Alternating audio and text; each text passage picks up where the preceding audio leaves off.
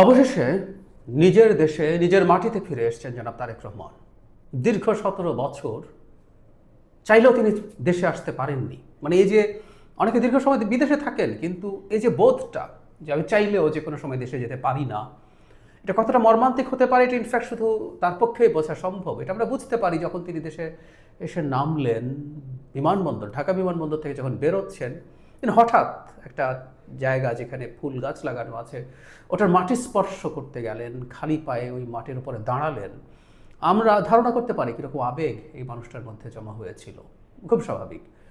তার সব কিছু নিয়েই গতকাল সারাদিন দিনভর মানুষ সামাজিক মাধ্যমে আলোচনা করেছে, টিভি চ্যানেলগুলো। তিনি প্রথম যখন সিলেটে এসছেন, দেশের মাটিতে অবতরণ করেছেন, ঢাকায় এসছেন, বসছেন, কথা বলছেন, ডক্টর ইউনূসের সাথে আলাপ করছেন, তাকে বরণ করে নেওয়া হচ্ছে, তার জার্নি যেখানে জনসমাবেশ হচ্ছে সেখানে সব কিছু দেখানো হয়েছে। কিন্তু সব কিছু ছাপিয়ে তার বক্তৃতাটা, ইনফ্যাক্ট এটার একটা অ্যানালিসিস আমাদের করতে হবে, কারণ দেশে ফিরে আসা আসলে তিনি কী বার্তা দিতে চেয়েছেন, তাকে আমরা কীভাবে দেখব, এই বার্তাটা দিয়ে তিনি আসলে কী করলেন। এবং আমি এভাবে দেখতে চাই, শুরুতে বলে রাখি যে তিনি নিজের প্রতি একটা চ্যালেঞ্জ নিজে তৈরি করেছেন।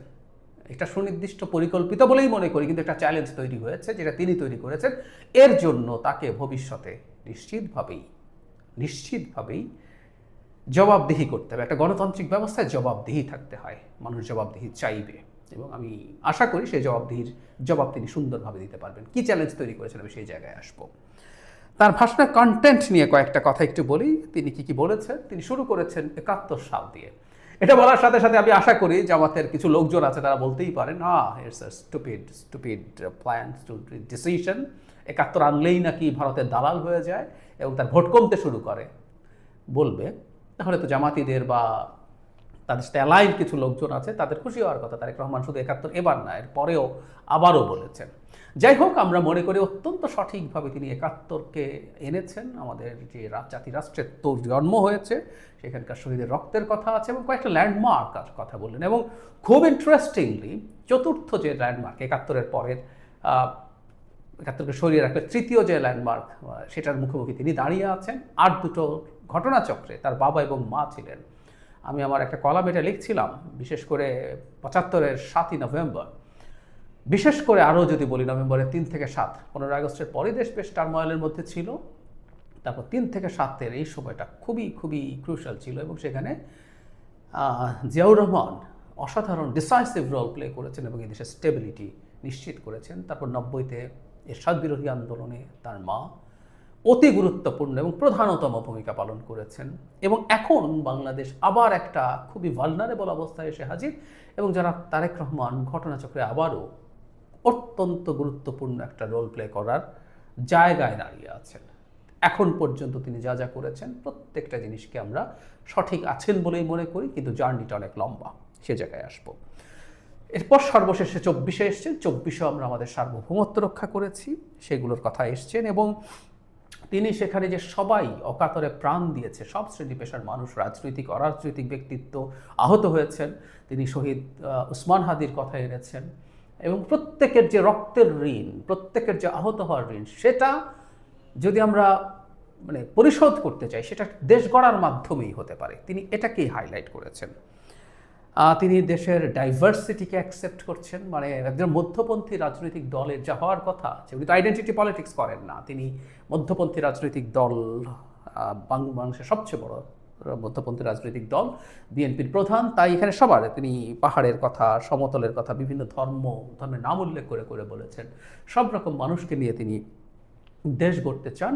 এবং কী ধরনের দেশ হবে, এটা নিয়ে আমরা ভবিষ্যতে বিএনপির নির্বাচনী ক্যাম্পেইনের একটা ছোট্ট গ্লিম্পস আমরা পেতে পারি। বিএনপি অনেক কিছুকে হাইলাইট করবে, কিন্তু নিরাপদ এবং স্টেবল বাংলাদেশের কথা তিনি এখানে বলছেন শুরুর দিকে, পরেও রিপিটেডলি বলেছেন। সেই নিরাপদ বাংলাদেশটা কেমন, সেটাও তিনি আসলে ব্যাখ্যা করেছেন। কারণ সাম্প্রতিক সময় আমরা খেয়াল করেছি সোকল্ড বলছি, এগুলো মবও না, এগুলো পরিকল্পিত সন্ত্রাস, মবের মতো স্পন্টেনিয়াস কিছু না। এবং কিছু লোকজন আছে এইটাকে উস্কে দিয়ে নানা রকম বিশৃঙ্খলা হুজ্জতি করেছে। সর্বশেষ ডেইলি স্টার, প্রথম আলো, উদীচী, ছায়ানটে হামলা, এবং বিভিন্ন জায়গায় মাসের পর মাস ধরে 5 আগস্ট পরবর্তী সময়ে তথাকথিত বিপ্লবের নামে কিছু মবস্টার, কিছু অ্যানার্কিস্ট এগুলো উস্কে দিয়ে গেছে।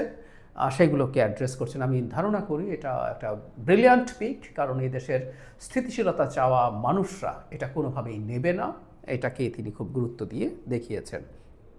ওসমান হাদির কথা বলেছেন, আগেও বলেছি, গণতান্ত্রিক অধিকার চেয়েছিলেন, সেগুলো তিনি বলছেন। আশঙ্কার কথা বলছেন যে আধিপত্যবাদী শক্তি এখনও গুপ্তচর নিয়ে বসে আছে, তাই মানুষকে সতর্ক এবং শান্ত থাকতে হবে, খুবই জরুরি। প্রভোকেশন থাকবে, এই প্রভোকেশনের বুকে শান্ত থাকা। সত্যিকার অর্থে বিএনপির মতো এত বড় একটা রাজনৈতিক দল নানা রকম প্রভোগ ফিল করেছে। জনাব তারেক রহমানের বিরুদ্ধে অকল্পনীয় রকম অশ্লীল স্লোগান দেওয়া হয়েছে ঢাকা ইউনিভার্সিটি এবং অন্যান্য ইউনিভার্সিটিতেও, যেগুলোতে ছাত্রদল বা বিএনপির যে শক্তি আছে বাংলাদেশের টিপিক্যাল ক্ষেত্রে যা হয়, যে তারা পাল্টা ব্যবস্থা, পাল্টা কোনো সংঘাতে জড়ানোর চেষ্টা করে, কিন্তু সেগুলো ধৈর্যের পরিচয় দিয়েছে, কারণ তারা চেষ্টা করলে এখানে সংঘাত হতো এবং ছাত্রদল বা অন্যান্য দল, তাদের যে পুরো দলের যে শক্তি তার সামনে টেকার কথা ছিল না, কিন্তু এগুলো খুব সুচারুরূপে তারা এড়িয়ে গেছেন। সো এটা ভবিষ্যতে চর্চা থাকবে, আমরা এটা আশা রাখতে চাই। তিনি দেশে শান্তি চাই, এই কথাটা 3 বার বলেছেন। তার মানে আমি বলছি কথাটা যে আসলে কোন জায়গাটাকে গুরুত্ব দিচ্ছি, এটা আসলে সবচেয়ে গুরুত্বপূর্ণ। আমরা নিরাপদ যদি থাকি, একটা স্টেট হিসাবে যদি এক্সিস্ট করে, এখানে যদি অ্যানার্কিজম না থাকে, তাহলে আমরা বুঝতে পারি যে এরপর বাকি কাজগুলো আমরা করতে পারবো। সুতরাং এটা অত্যন্ত মানে একেবারেই এসেনশিয়াল প্রিরিকুইজিট, মানে একটা অশান্ত দেশে যাবতীয় কোনো প্ল্যান পলিসি কাজ করবে না, সেটাকে হাইলাইট করছেন। এবং আবারও বলছি, পাল্টা দিকে যারা আছে তারা কার্যত অশান্তি তৈরি করতে চাইছে, কার্যত বিশৃঙ্খলা তৈরি করতে চাইছে। সুতরাং তার বিপরীতে শান্তি চাই উনি 3 বার বলেছেন। সুতরাং আমি বলছি এটা ধারণা করা যায় যৌক্তিকভাবেই এটাকে বিএনপি তার নির্বাচনী ক্যাম্পেইনের একটা গুরুত্বপূর্ণ ইস্যুতে পরিণত করবে। মায়ের কথা এসছে, তার মন মায়ের কাছে পড়ে আছে, খুব স্বাভাবিক। আমি বলছিলাম যে এমন একটা সময় আসলেন, মাকে মৃত্যুশয্যায় দেখছেন, কিন্তু তার পক্ষে আসলে চুপ করে থাকার সুযোগ নেই। তিনি নিজেও বলছেন যে তার আগেই সবার কাছে, যে যারা বসে আছেন এখানে, সারা দেশে যারা দেখছেন, সবার সাথে তিনি আসলে তার মত বিনিময় করতে এসছেন, কথা বলতে এসছেন, তারপর মায়ের কাছে যাবেন। এবং আমি এটা বলি যে মায়ের সাথে দেখা করে সেই শোকও খুব বেশি সময় তিনি নিয়ে চলতে পারবেন না। জবাবটাও তার কথায় খুব চমৎকারভাবে আছে। তার মা যে জাতি জনগণের জন্য গোটা জীবন বিসর্জন দিয়েছেন, জীবনের চেয়ে বেশি ভালোবেসেছেন, তাদের কাছে তিনি ফিরে যাবেন। এটা আমাদের স্বার্থেই প্রয়োজন, আসলে আমরা আমাদের স্বার্থেই চাই তিনি ওইভাবে চলে আসুন। শান্তি শৃঙ্খলার কথা বারবার বলছেন, যে কোনো মূল্যে সেটাকে নিশ্চিত করতে হবে সবাই মিলে। তার মানে যে, এবার একটু আমরা সামারাইজ করি, কিন্তু কেন বলছি তিনি সবচেয়ে বিরাট চ্যালেঞ্জ তৈরি করছে, ওইটা পরের দিকে আসছি। এর বাইরে আর একটা সিগনিফিক্যান্ট দিক হচ্ছে, তিনি তার বক্তব্যে একজন বিশ্বাসী মুসলিমের মতো কথা বলেছেন। মানে জামাতের দিক থেকে একটা ক্যাম্পেইন আছে এরকম, যে জামাতে ইসলামীর পলিটিক্সের সমালোচনা করলে, 71 নিয়ে সমালোচনা করলে তার গায়ে অমুসলিম ট্যাগ দিয়ে দেওয়ার চেষ্টা, ইসলাম বিদ্বেষী, নাস্তিক, এসব ট্যাগ দিয়ে দেওয়ার একদম স্পষ্ট একটা চেষ্টা আছে মুখ বন্ধ করে দেওয়ার জন্য। মানে তখন একটা কথা বলতাম যে একটা মানুষ জামাত ইসলামের রাজনীতি না করেও, মধ্যপন্থী রাজনীতি করেও একজন বিশ্বাসী মুসলিম হতে পারে, এবং বিএনপির এই ব্র্যান্ডিংটা ছিল। জনাব তারেক রহমান এই কাজটা করেছেন। তিনি প্রতিটা মুহূর্তে আল্লাহর নাম নিয়েছেন, রীতিমতো হাত তুলে মোনাজাতের মধ্যে করেছেন, যেখানে তিনি, এই জায়গাটা আমি একটু টুকে রেখেছি, আমি বলি উনি কি বলেছিলেন। হে রাব্বুল আলামিন, হে একমাত্র মালিক, হে একমাত্র পরওয়ারদিগার, একমাত্র রহমত দানকারী, একমাত্র সাহায্য দানকারী। মানে আল্লাহর রহমত চেয়ে তিনি চেয়েছেন এই দেশটাকে যাতে ঠিকঠাক মতো গড়ে তোলা যায়, তার এই রহমত থাকলেই সেটা সম্ভব হতে পারে। সুতরাং যেন তারেক রহমান বিএনপি করেন এবং উনি জামাতের মতো ইসলামী আইডেন্টিটি পলিটিক্স করেন না, তাতে তিনি মুসলমানিত্ব থেকে খারিজ হয়ে যান না, এই বার্তাটা দিতে হবে, দিয়েছেন। এবং এই বার্তাটা কঠোরভাবে আমরা আমাদের সমাজে রাখতে চাই, কঠোরভাবে রাখতে চাই। এটা খুবই সিগনিফিক্যান্ট একটা ব্যাপার আমার মনে হয়েছে। এবার মূল জায়গাটায় আসছি, তিনি কীভাবে তিনি নিজের ওপরে চ্যালেঞ্জ তৈরি করলেন। উনি মার্টিন লুথার কিংয়ের একটা বিখ্যাত speech, I have a dream, বর্ণবাদের বিরুদ্ধে যে সব মানুষ ইকুয়াল হয়ে জন্ম নেবে, ওই সময়টায় প্রচুর প্রচ্ছন্ন বর্ণবাদ ছিল, সেটাকে জনগণকে জিজ্ঞেস করে সেটার অনুকরণে বলেছেন আই হ্যাভ এ প্ল্যান। উনি এভাবে বলছেন, I have A plan for the people of my country, for my country. মারাত্মক ঝুঁকিপূর্ণ একটা statement, it's a brilliant one, কিন্তু ঝুঁকিপূর্ণ। ঝুঁকিপূর্ণ কেন বলছি, যদি তিনি তার প্ল্যান বাস্তবায়নে সফল হন। ওনার প্ল্যান কী আছে আমরা মোটা দাগে জানি, তিনি প্রচুর স্পিচ দিয়েছেন এটা নিয়ে, তার ঘোষিত যে 31 দফা, তার ভিত্তিতে অনেকগুলো কমিটি তৈরি হয়েছে যেগুলো রিলেন্টলেসলি কাজ করে যাচ্ছে। খুবই ব্রিলিয়ান্ট লোকজন এগুলোর সাথে কানেক্টেড আছে, আমি ব্যক্তিগতভাবে জানি। এটা হলো পরিকল্পনার জায়গা, কিন্তু এটা এক্সিকিউশন করা, তার জন্য তার দলকে তার মতো করে তার চিন্তা বোঝা, তার সাথে রেজোনেট করা হাইলি চ্যালেঞ্জিং। সরকারের ভেতরে যারা আছে সেটাকে পুরো কন্ট্রোল করে সরকারকে কাজ করানো, প্লাস তার দলকে জনকল্যাণে রাখা, অ্যাটলিস্ট জনগণের বিপদ তৈরি না করা, এই সব কিছু মিলে তিনি তার প্ল্যান যদি বাস্তবায়ন করতে পারেন, তার এই স্পিচ আমেরিকা যেমন মার্টিন লুথার কিংয়ের আই হ্যাভ এ ড্রিম স্পিচের মতো বিখ্যাত হয়েছে, ঠিক একই রকমভাবে এটা স্মরণ করা হবে। আবার এটা যদি না পারেন, এটা প্রচুর বিদ্রূপের শিকার হবেন, ব্যঙ্গ করা হবে তাকে নিয়ে, এটাতে কোনো রকম কোনো সন্দেহ নেই। সুতরাং তিনি তার উপরে চ্যালেঞ্জটা তৈরি করেছেন। আমি বিশ্বাস করি, আমি কনফিডেন্ট যে তিনি জেনে শুনেই এটা করেছেন এবং ওটার জন্য তিনি সর্বস্ব দেবার মতো প্রস্তুতি তার রয়েছে। আমি আশা করি তিনি সেটা পারবেন, আমি বিশ্বাস করি তিনি সেটা পারবেন।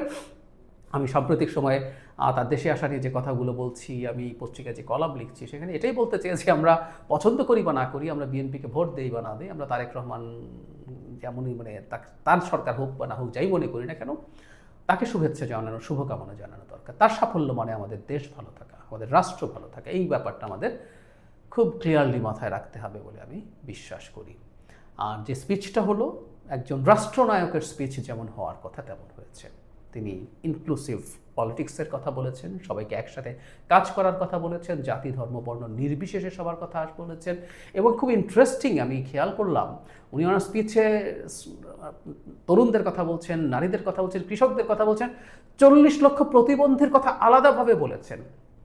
আমরা খেয়াল করব মানুষের প্রতি ইনক্লুসিভ সোসাইটির জন্য তার মমতা কতটা আছে, কতটা সিরিয়াস তিনি, এই একটা তথ্য আমাদেরকে সেই বার্তা দেয়। আমি নিজেও জানতাম না প্রতিবন্ধীর সংখ্যা 40 লক্ষ, আমি তার স্পিচে জানলাম, কিন্তু উনি আলাদা করে অ্যাড্রেস করেছেন। তিনি কিন্তু একটা ওয়েলফেয়ার ইকোনমির আলাপ করছেন সাম্প্রতিক সময়, স্বাস্থ্য শিক্ষা এবং সামাজিক নিরাপত্তায় কী কী করবেন, ওগুলো নিয়ে আমরা পরে আলোচনা করব। সো ওই ইনক্লুসিভ একজন ট্রু স্টেটসম্যান যেরকম হওয়ার কথা, একদম ইনক্লুসিভ একটা পলিটিক্স, ইনক্লুসিভ একটা রাষ্ট্র পরিচালনার কথা তিনি বলছেন। তিনি হেট্রেড দেখাননি, এটা এখনও না, 5 আগস্ট থেকে যখন সবচেয়ে ক্ষুব্ধ অবস্থা থাকে তিনি, বেগম খালেদা জিয়া, আমরা দেখেছি কথাগুলো, অথচ কী পরিমাণ অত্যাচার তার উপরে হয়েছে, কী পরিমাণ অন্যায়ভাবে তাকে দেশের বাইরে রাখা হয়েছে, তার মা অত্যাচারিত হয়েছেন, তার ভাই এক ধরনের মানসিক অত্যাচারে মারা গেছেন, আনেননি। খুব বেশি দল নিয়ে অতি গর্ব করেননি, অন্য দলের অতি সমালোচনা করেননি, অলমোস্ট করেনি। ইনফ্যাক্ট তিনি তার কি করতে চান সেটা সামনে এনেছেন। একজন ট্রু রাষ্ট্রনায়ক তার ভিশন আমাদের সামনে দিলেন। পুরোপুরি বাংলাদেশে আসলে এগুলো বাস্তবায়ন করা হয়তো কঠিন, বা পুরোপুরি করা যাবেও না, কিন্তু তিনি স্বপ্নটা দেখছেন এবং স্বপ্নটা যতটা কাছাকাছি তিনি যেতে পারেন ততটাই আমাদের চাওয়া থাকবে। আমরা কামনা করব তিনি যেন যেতে পারেন। আমরা তাকে প্রার্থনার মাধ্যমে দোয়া করে, আমরা তার সমালোচনা করে, যেখানে তিনি ভুল করতে যাবেন সেখানে সমালোচনা করে, শোরগোল করে, গণতন্ত্র এভাবেই কাজ করে, তাকে দিয়ে আমাদের এই কাজগুলো করার, তাতে তিনি সফল হবেন, আমরাও সফল হব। এবং তার এই বক্তৃতার বলা কথাটা বাংলাদেশের ইতিহাস হয়ে থাকুক, I have A plan. Owner plan আমরা জানি, এই প্ল্যান যদি বাস্তবায়িত হয়, বেশিরভাগ, আমি সবই বলছি না, আমরা একটা ভিন্ন বাংলাদেশ পাবো, এটা ফর শিওর।